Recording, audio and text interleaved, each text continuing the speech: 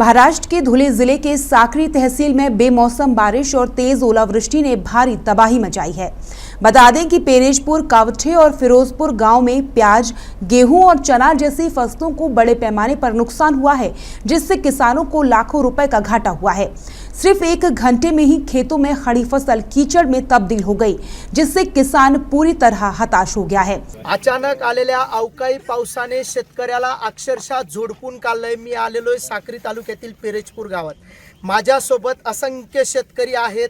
त्यांनी आपल्या मुलाबाळांसारखं कांदा पिकाला जोपासलं होतं। एकूणच आपण बघितलं तर तळ हाताच्या फोडाप्रमाणे या कांदा पिकाला जोपासलेलं होतं। परंतु आपण जर या ठिकाणी बघितलं तर अक्षरशः कांद्याचा पूर्णतः चिखोल झालेला आहे।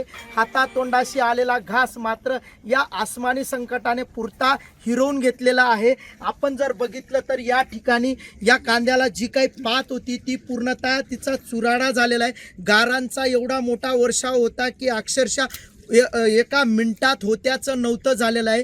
मी या ठिकाणी आलेलो आहे आणि आपण जर या ठिकाणी बघितला तर या ठिकाणी मोठ्या प्रमाणावर अजून देखील 1.5 तास झाला, परंतु या ठिकाणी अजूनही गारांचा खच या शेतामध्ये या ठिकाणी आपल्याला बघावस मिळतोय। मेहनत से तैयार की गई प्याज की फसल ओलावृष्टि की मार से पूरी तरह नष्ट हो गई है।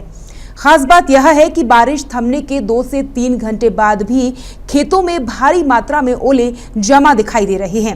होताचं नव्हतं झालं, कारण एवढी नुकसान म्हणजे शेतकऱ्याचं जेवढा बजेट होता तो पूर्ण झिरो झालेला आहे।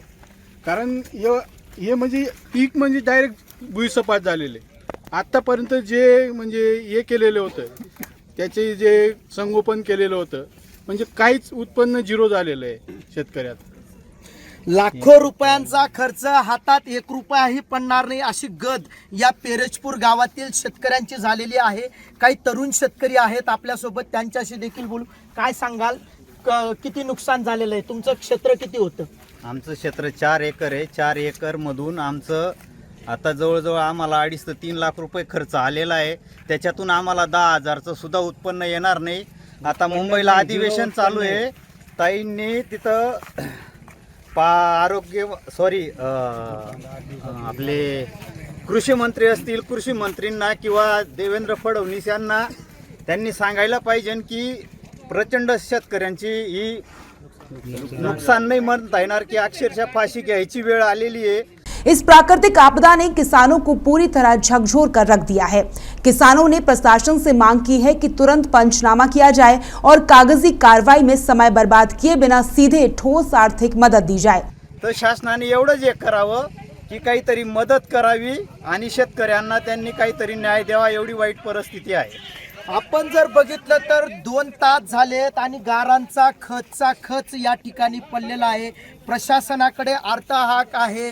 तहसीलदार असो, महसूल प्रशासन यांनी तात्काळ पेरेजपूर गावात येऊन सरसकट पंचनामे करावी अशी अर्थहाक सरकारकडे या शेतकऱ्यांनी वर्तवलेली आहे। आता प्रशासनाची जबाबदारी आहे, शेतकऱ्यांचा एकही वंचित शेतकरी राहता कामा नये। या ठिकाणी जर बघितलं तर पूर्णतः कांदा चिखल झालेला आहे।